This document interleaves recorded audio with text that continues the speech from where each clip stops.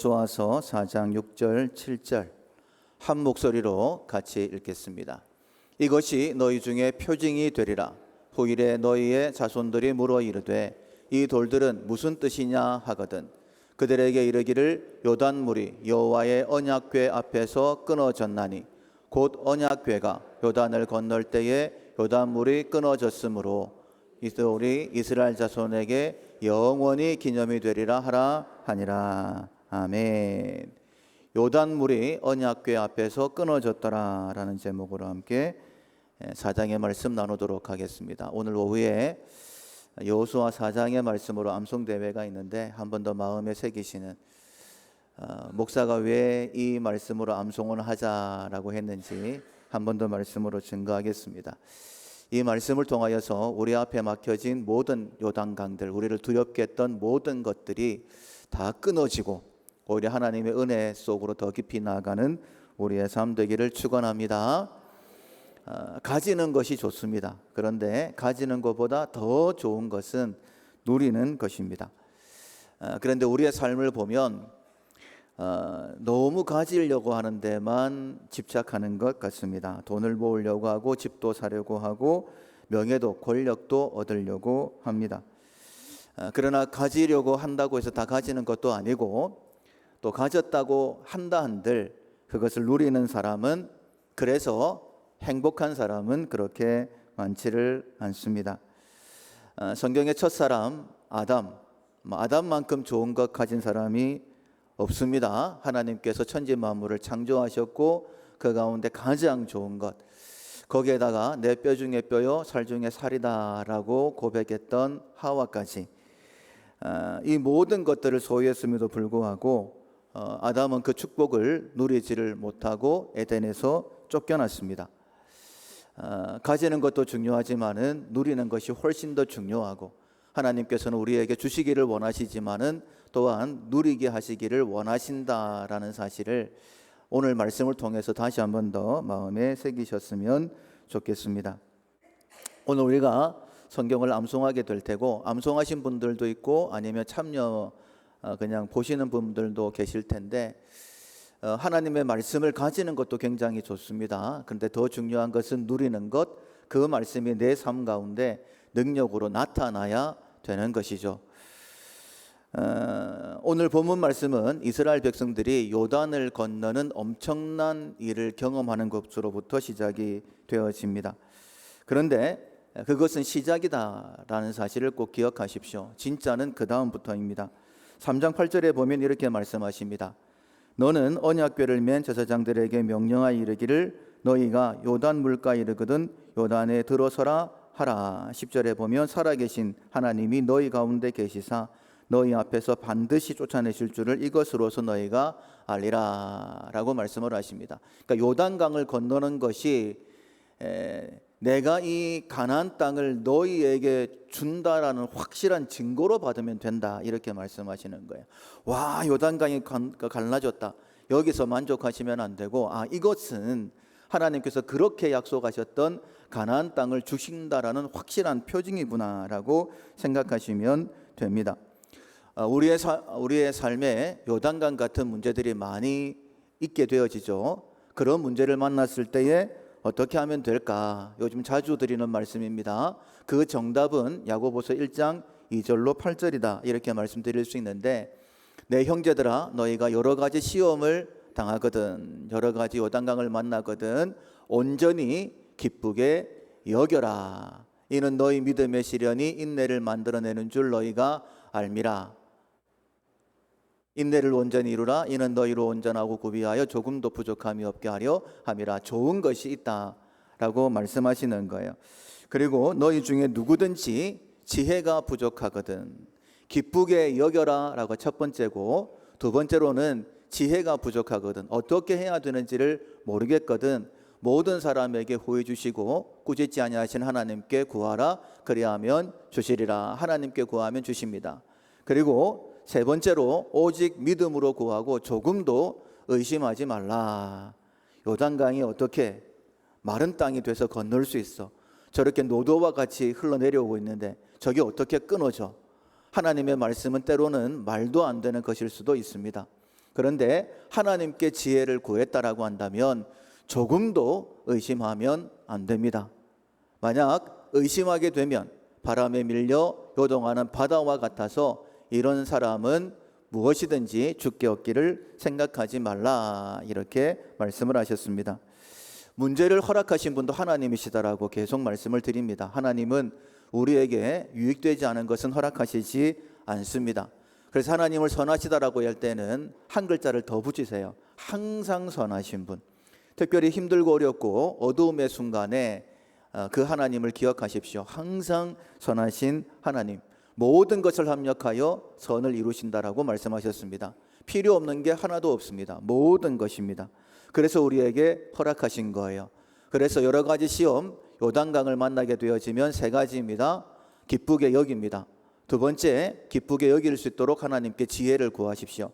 세 번째, 지혜를 주셨으면 의심하지 말고 믿으시면 됩니다. 요단강도 온전히 기쁘게 여기게 됩니다. 건너는 방법은 지혜를 하나님께 구하는 것이죠. 그리고 믿음으로 의심하지 않고 언약궤를 메고 요단을 밟으면 요단강은 갈라집니다. 이 세 가지를 다시 한번 더 구체적으로 말씀을 드릴 텐데, 첫 번째가 온전히 기쁘게 여기는 것입니다. 요단강을 허락하신 분은 누구실까요? 하나님이십니다. 그 사실을 꼭 기억하십시오. 왜 하필이면 요단강이야? 하필이면 보리 거두는 이렇게 창일한 그때 왜 하나님 40년 동안이나 광야를 지났는데 왜 하필이면 이때, 이런 생각이 들 수도 있겠지만 그건 우리의 생각입니다. 요단강 앞으로 인도하시는 분은 하나님이시다라고 말씀하세요. 요단강을 출애굽 1세대의 홍해와 말씀을 하시는데 같은 의미로 말씀을 하십니다. 23절에 보면 너희 하나님 여호와께서 요단물을 너희 앞에서 마르게 하사 너희를 건너게 하신 것이 너희 하나님 여호와께서 우리 앞에서 홍해를 말리시고 우리를 건너게 하심과 같았나니라고 말씀을 하십니다. 그러니까 요단강은 홍해와 같다라고 말씀을 하세요. 출애굽기 13장 이스라엘 백성들이 출애굽했던 그 여정의 지도를 보면 블레셋 땅, 이 지중해 해변길, 해안길은 굉장히 편안하고 빠른 길입니다. 그런데 그 평탄하고 좋은 길, 그 편안한 지름길로 하나님께서 인도 안 하셨습니다. 영 하나님은 하나님의 길은 우리의 길과 다르다라는 것을 아십시오. 그러나 그 끝은 항상 좋습니다. 하나님께서 그들을 편한 길로 인도하지 아니하시고 출애굽기 13장 18절에 보면 그러므로 하나님이 홍해의 광야길로 돌려 백성을 인도하셨다라고 말씀하십니다. 여호수아 때에도 마찬가지입니다. 하나님은 그들을 요단강으로 인도하셨습니다. 여호수아 2장 3절에 보면 백성에게 명령하여 이르되 너희는 레위 사람 제사장들이 너희 하나님 여호와의 언약궤 매는 것을 보거든. 자, 언약궤를 맸습니다. 그러면 그 뒤를 따라라라고 말씀을 하세요. 그리하면 너희가 행할 길을 알리니 너희가 이전에 이 길을 지나보지 못하였음이니라. 한 번도 가본 길이 아니니까 두려워하지 말고 제사장들이 언약궤를 매면 그 뒤만 따라가면 된다, 이렇게 말씀하시는 거예요. 그래서 그 언약궤를 따라갔는데 그곳이 어디다? 요단강이었다. 근데 하필이면 홍수가 날 것처럼 엉덩이에 넘치고 있던 그런 때였습니다. 이유가 무엇일까요? 이유는 분명합니다. 차지하게 하시고 누리게 하시기 위함입니다. 가나안 땅을 차지하게 하기 위해서 하나님께서 표적으로 요단강을 허락해 주셨다라는 거예요. 그리고 그 믿음을 가지고 하나님께서 원하시는 대로 믿음으로 살아갈 때에 그 가나안 땅의 삶을 누릴 수 있게 됩니다. 4장 마지막 24절에 보면 이는 땅의 모든 백성에게 여호와의 손이 강하신 것을 알게 하며, 그냥 건넜다면 좀 시시하게 이렇게 넘어갔을 텐데 요단강이 딱 끊어지니까 온 땅의 백성들이 이야, 하나님 대단하신 분이시다 라고 알게 되는 거예요. 전에 들었던 사람들도 그렇게 알게 되는데 직접 눈으로 보고 그 요단물을 마른 땅으로 밟고 건넜던 이스라엘 백성들은 오죽하겠습니까? 그래서 말씀을 하십니다. 너희가 너희 하나님 여호와를 항상 경외하기를 배우게 하려 하심이라, 이렇게 말씀을 하시는 거예요. 그러니까 항상 여호와를 경외하는 것, 그것이 가나안 땅을 누리는 방법입니다. 여호와를 경외함으로 가나안 땅을 차지할 뿐만 아니라 항상 여호와를 경외하게 되어지면 가나안 땅을 누리는 삶을 살게 되는 거예요. 하나님께서 요단강으로 인도하셨을 때에 기쁘게 여겨라 라고 우리에게 권면을 하십니다. 이스라엘 백성들, 우리가 말씀을 쭉 살펴보면 불평이나 원망은 하지 않았어요. 그나마 다행입니다. 그 이전 세대와는 다른 모습이었어요. 그런데 안타까운 조금 부족한 모습은 무엇이냐면 감사를 못했습니다. 감사했더라, 기뻐했더라, 이런 부분들은 나오지를 않습니다. 사랑하는 성도 여러분, 하나님이 지으신 모든 것이 선함에 감사함으로 받으면 버릴 것이 없나니 오직 하나님의 말씀과 기도로 거룩하여진다라고 말씀하셨습니다. 감사가 안 되면 못 받습니다. 감사가 돼야지만이 그것을 받을 수 있는 거예요. 말씀과 기도로만 되어진다라고 말씀하셨습니다. 여러 가지 시험이 온다 할지라도 그 시험을 허락하신 하나님을 바라보면서 온전히 기쁘게 여길 수 있는 우리가 되어야 될 것입니다.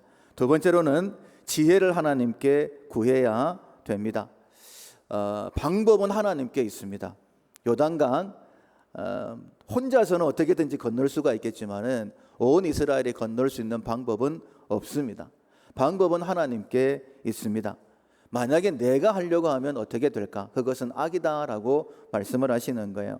에레미야 2장 13절 말씀에 내 백성이 두 가지 악을 행하였나니 곧 그들이 생수의 근원되는 나를 버린 것과 스스로 웅덩이를 판 것이다 라고 말씀. 첫 번째가 무엇이냐면 하나님을 버린 것, 두 번째 스스로 웅덩이를 판 것.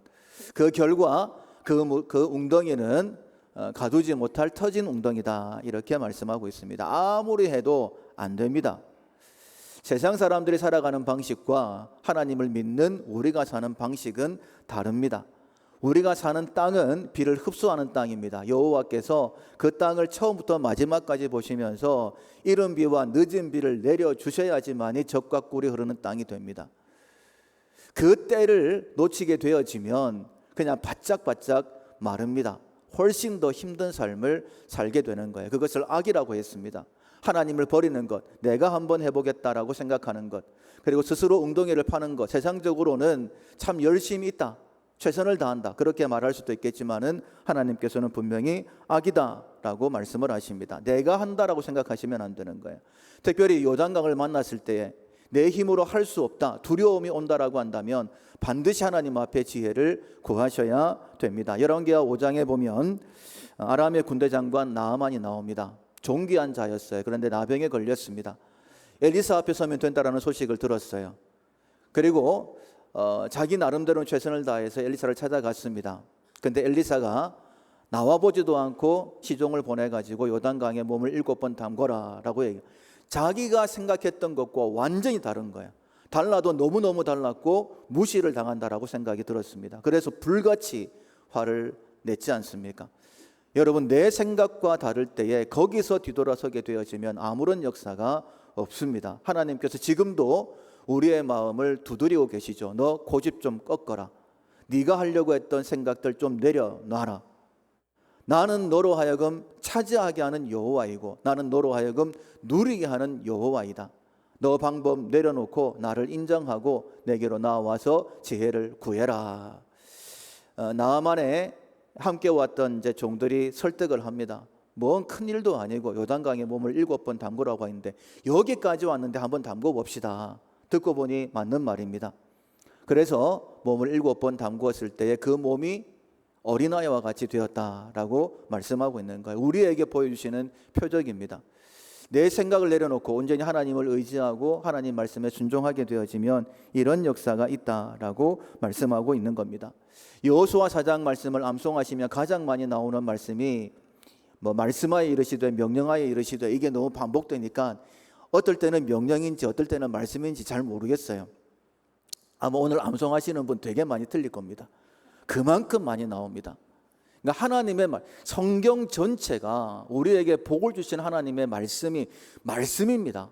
천지 만물을 말씀으로도 창조하셨고 말씀이신 주님이 이 땅에 오셔서 우리를 새롭게 창조하신 거예요. 그래서 하나님께서 우리에게 말씀을 주실 때에 그것만이 방법이다라고 믿으셔야 됩니다. 그 말씀이 지혜인 거예요. 그러니까 누구든지 지혜가 부족하거든 하나님이 뭘 원하시는지 알지 못하겠거든 후히 주시고 꾸짖지 아니하신 하나님께 구하라. 그리하면 구하면 주신다라고 분명히 말씀하셨습니다. 방법은 하나님께 있습니다. 순종하면 역사가 일어나는 거예요. 히브리서 3장 3절에 보면 믿음으로 모든 세계가 하나님의 말씀으로 지어진 줄을 우리가 아나니. 자, 믿음이 있는 사람들만이 그러니까 모든 만물을 바라보면서 하나님께서 지으셨구나라고 알게 되는 거예요. 믿음이 있는 사람만이 내 삶 모든 것을 인도하시는 분이 하나님이시구나라는 것을 알게 되어집니다. 이 믿음은 선물이에요. 그래서 하나님 앞에 지혜도 구하셔야 되고 하나님 앞에 믿음을 구하셔야 됩니다. 여러분 기적을 원하십니까? 상식적으로 이루어지지 않는 일, 어쩌면 지금 내가 만난 문제가 기적이 아니면 해결이 안 된다 이런 생각이 드는 문제 앞에서 나 정말 기적이 필요한데 이런 마음을 가지셨다라고 한다면 내 방법을 내려놓으십시오. 하나님을 인정하시고 하나님께 지혜를 구하십시오. 말도 안 되는 것을 말씀을 하실 때에 의심하지 마십시오. 의심이 들어오면 눈에 보이지는 않겠지만은 마치 수술용 칼을 들고 자신의 가슴을 찢어서 이 의심을 뽑아내야 된다. 이 의심을 뽑아내지 않으면 하나님의 역사를 경험할 수 없다. 여러분 하나님께서 요단강을 가르신 이유는 무엇이냐면 온 땅의 백성으로 여호와의 손이 강하신 것을 알게 하시기 위해서 뿐만 아니라 우리가 너희 하나님 여호와를 항상 경외하게 하시기 위해서 그렇게 하셨다라고 말씀하고 있습니다. 하나님의 말씀을 들으셨다라고 한다면 절대 의심하면 안 됩니다.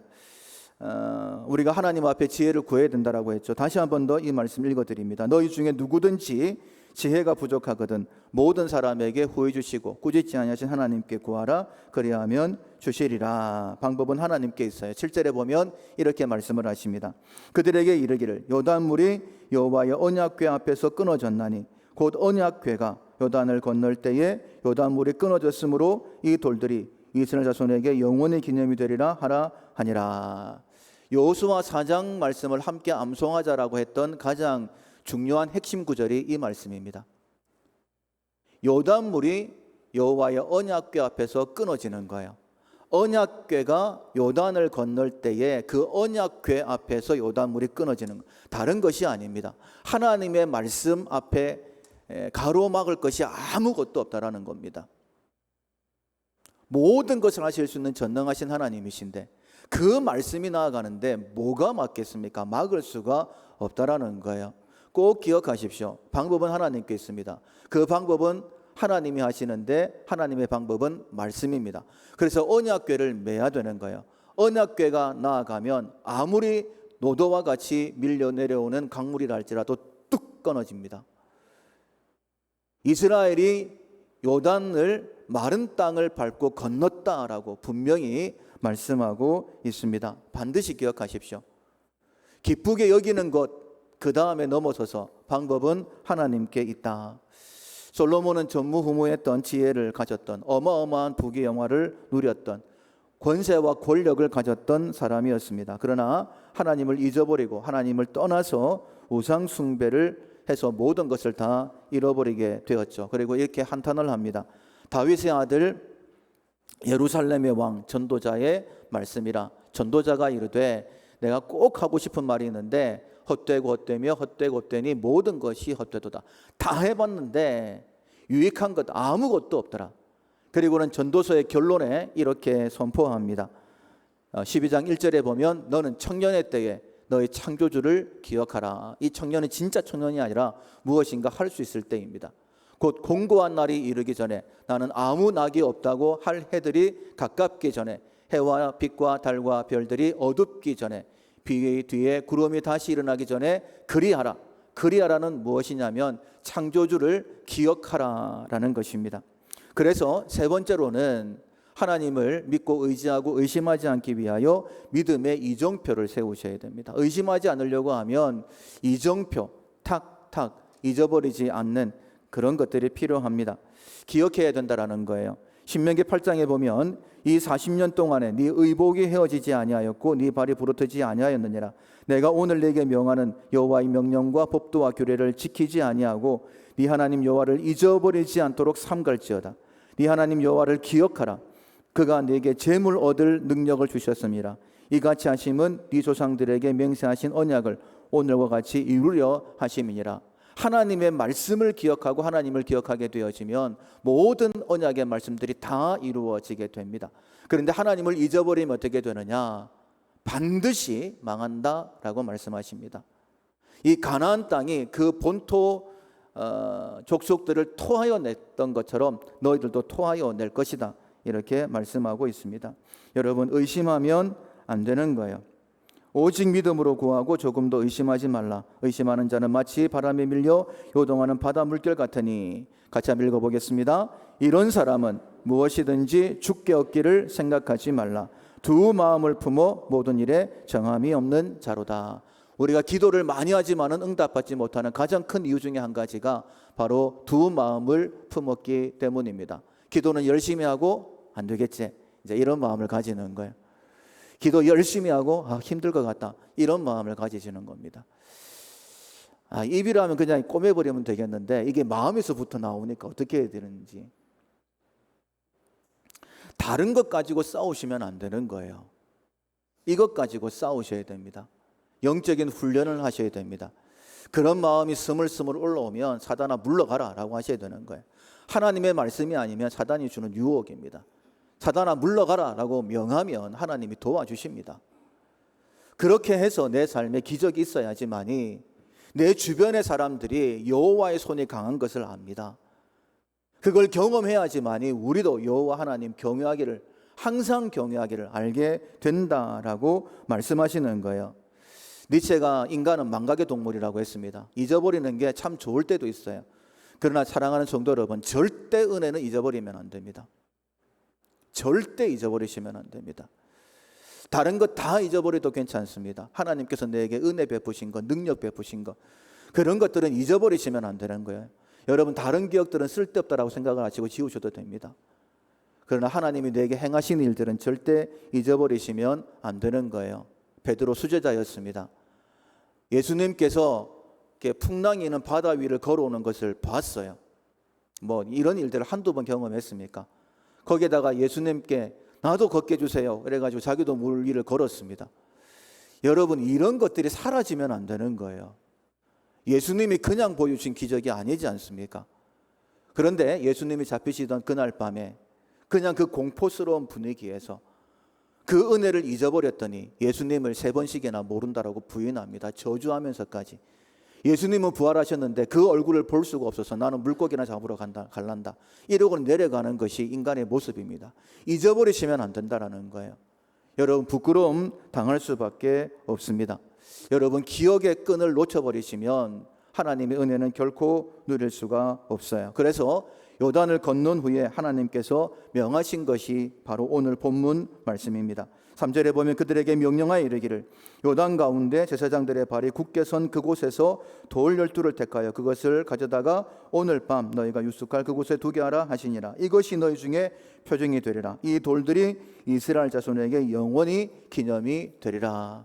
그냥 시간이 지나면 잊어버리니까 돌을 세워두는 거예요. 그래야지만이 24절의 말씀이 이루어지게 되는 것입니다. 이때 여호수아가 참 잘했던 것이 무엇이냐면 요단 가운데 제사장들의 발이 선 그곳에 또 돌 12를 세워 거기에 두었다라고 그렇게 말씀하고 있습니다. 하나님이 명하신 게 아니에요. 성경신학자들은 해석을 합니다. 예전에 나는 죽었다, 이런 의미로.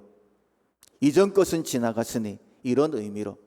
여러분, 어제는 그런 삶을 살았다 할지라도, 조금 전까지 그런 삶을 살았다 할지라도, 나는 끝났다 라는 생각이 들었었다 할지라도 이제 새로운 일이 이루어지면 되지, 하나님이 행하시는 일은 기적이지, 이런 마음을 가지고 나아가게 되면 하나님의 역사를 보게 되는 것입니다.